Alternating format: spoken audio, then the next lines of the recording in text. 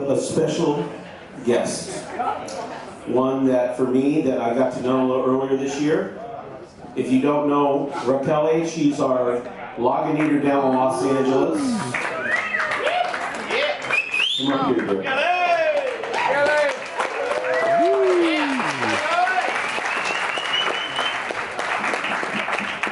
This young lady. Were you in the beer business before? I was not. Yeah, a nanny, good. Familiar?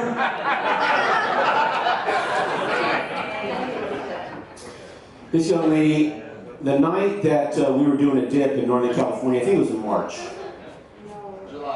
July. How am I doing? Okay. This young lady, we were in a bar real late with the Logination, and she started telling me her story. And this young lady has an amazing story I wanted her to tell you, because while we were in the bar, the ESPYs was on. And the ESPYs celebrates great American athletes' achievements for the year, but as you know, they also celebrate amazing people from the Jimmy V Foundation. While she was with us doing the dip in Petaluma, she was being featured on the ESPYs that night. I gotta stop talking. But I told her that I want you to come and tell your story. Because this time of the year, this is all about giving and receiving, what type of planet you come from or whatever your beliefs are. But more important is justification and sanctification. This young lady has got a great story to tell you. So before, not after, I want to give her a log in his hand before, because you guys are going to dig this.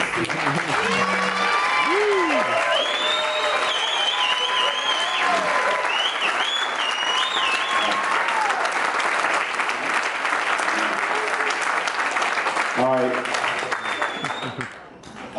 For you guys and gals to understand, if you've ever lost somebody to cancer, this is why this is so emotional to me. Okay. Do you want your fairy wings now? I got Greg fairy wings and a little fairy wand. Greg is like our fairy godfather, so.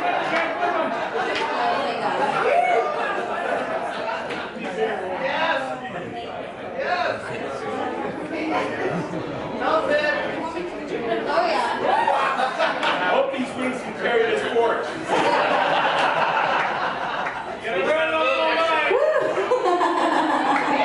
I'll be home by midnight. Hi everybody. Thank you for that. So I'm Racheli. I was hired in June. I'm in the LA territory. Yeah! Woo! I was working as a mercenary for about 2 years prior to that, and I started in Florida. And through my story that I tell you, you'll kind of learn how this all became. So I think I have a slide. Did it end up working? Yeah, I'm waiting for him to click it. Click the slide. Okay, so that's me.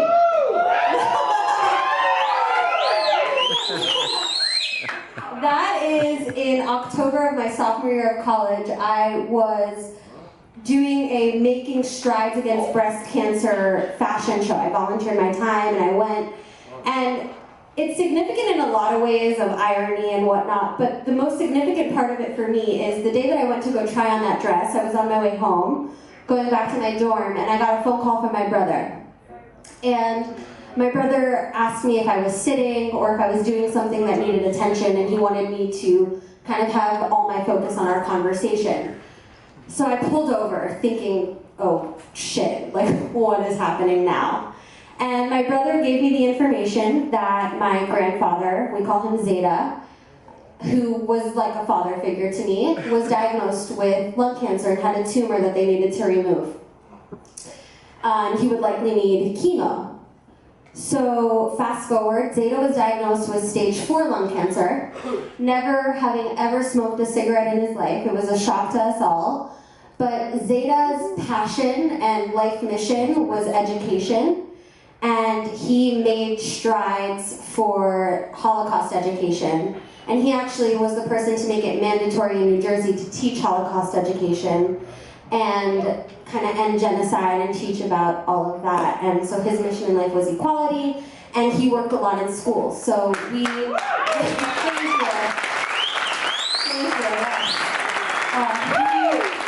He would love us so bad. He would be proud. So that's Zeta. We believe that the lung cancer that he received was due to asbestos in the schools back in the day. And that's another way that Greg and I connected very deeply last July. And so Zeta then went on to receive chemo. And he would hit remission every now and then. And for those of you that don't know, remission means that you hit cancer-free status, your scans are clear, your blood work is clear, but it's not fully cured yet. There's an amount of time that you have to hit for that. And so every now and then he would hit remission, and then he would relapse, and then he would need chemo again. And then it kind of became that chemo would be a thing that he would do long term. Now I'm going to fast forward. It is the year 2015, and I have moved to Los Angeles all by myself from Florida to transfer schools. I just needed some sort of change, and I loved LA, and I was studying special education, so I moved to LA. Let's skip the next slide. Okay, so that's me. Oh, back one. That's me.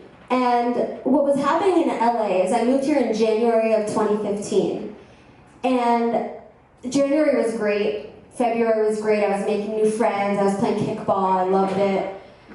And then March came, and I was coughing a lot, and I couldn't breathe. I was singing in my car, and I was losing my breath, and it was frustrating me because I'm such a car singer.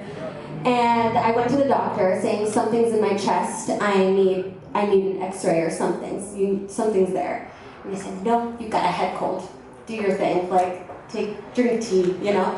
And so I did that, and it didn't go away. And then I went back, and then they said I had bronchitis, and I took a Z-Pak, which are steroids, which completely cleared my airways and made me feel on top of the world. That was great. And then fast forward, I was having night sweats, and I found a lump in my collarbone.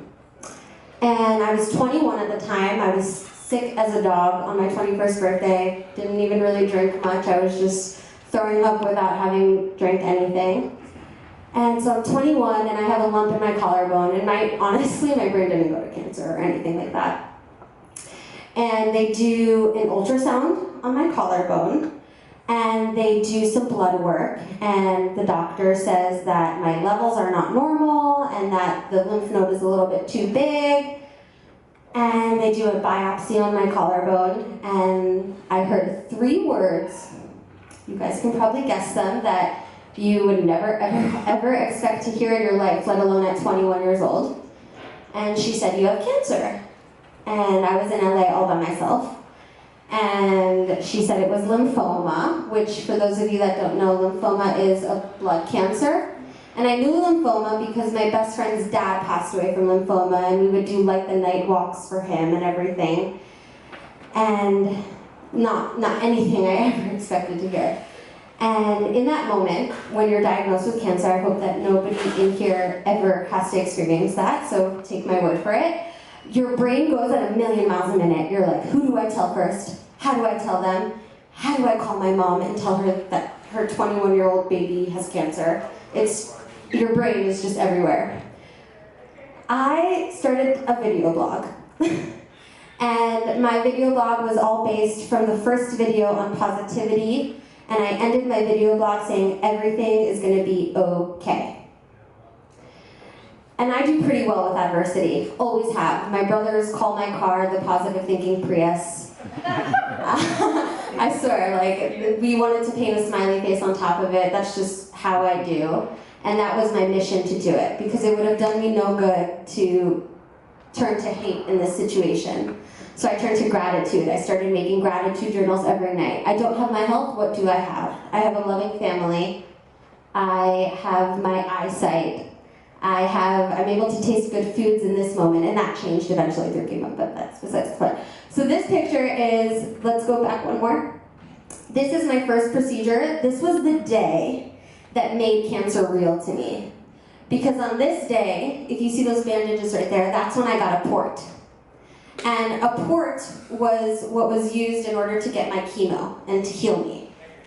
So that was the day. That's literally after my tear sheds and everything, and I was like, wow, this is really happening. And I started chemo like 3 days after this. So let's go to the next picture.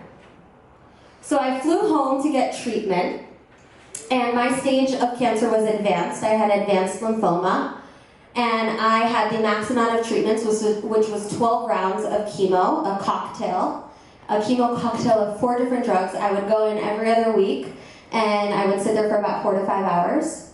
And so this is kind of a little journey through my chemo. There's Zeta, actually flew to Florida 2 days after his chemo, which was on a Monday, from New Jersey, and walked me into my first chemo and sat with me.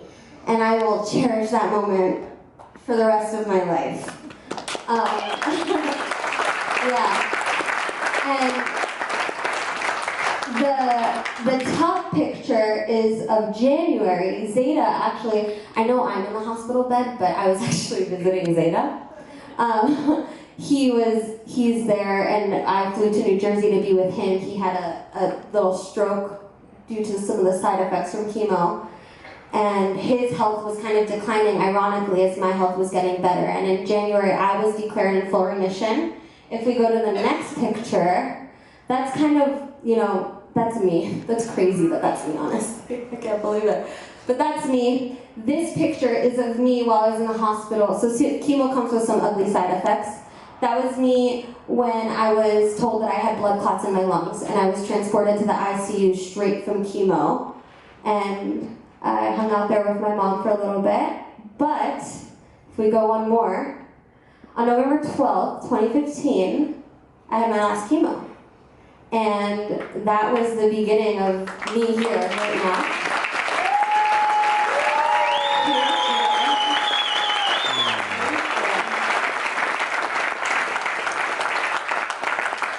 I still can't believe it, that's me, I just don't believe it. But let's go one more. And then I found this company called Lagunitas. I was in Florida, I was a nanny at the time, but when you're on chemo, your immune system is totally compromised and you cannot be around children. So I messaged my friend Lauren, who works for Golden State Distributing down in Florida. I met her years ago at a beer fest. And she put me in touch with this guy, Joe Reyes.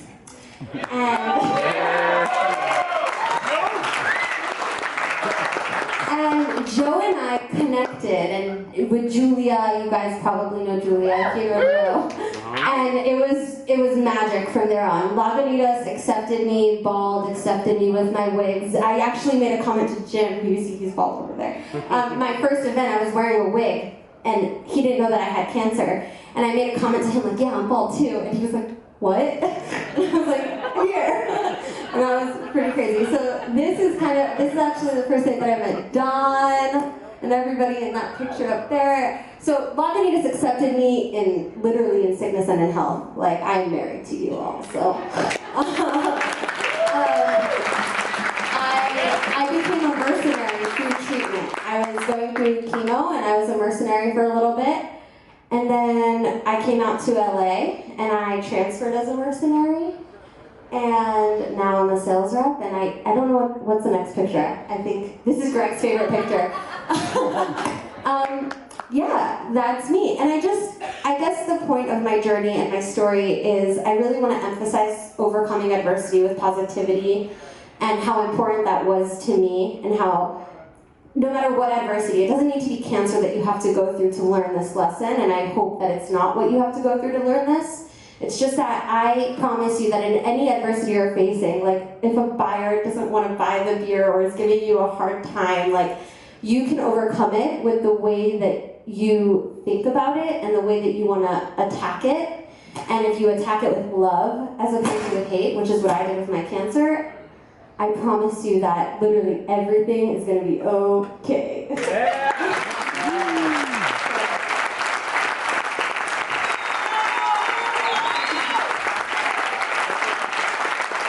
Evan Smith, where are you? Come up here. Come on. I should, right? I'm going to just pop proud. This is her moment. I'm going to let her have it. You know what I mean? I don't know anything about this story. Evan, you guys remember David Schreiber, who's taken a wonderful opportunity in his life to run a distributorship. But Evan and David hired this young lady. So she likes to give me some credit for nothing. There's nothing. These guys took somebody who never been in the beer business before, and I would tell you, we always talk about relationships win. This is a classic example. She's killing it, all right? So, thank you. Congratulations. Okay, I have one more thing to say because I promised Adam, my fiance over there, that I would say it. Go Army, beat Navy tomorrow.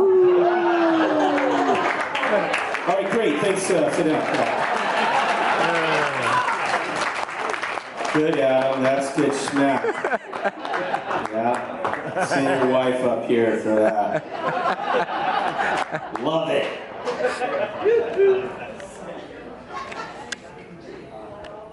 Love Racheli. That's awesome. Okay. Yep. Real quickly, let's have Ben sock check. Never heard of Rudy, Ryan Tierney,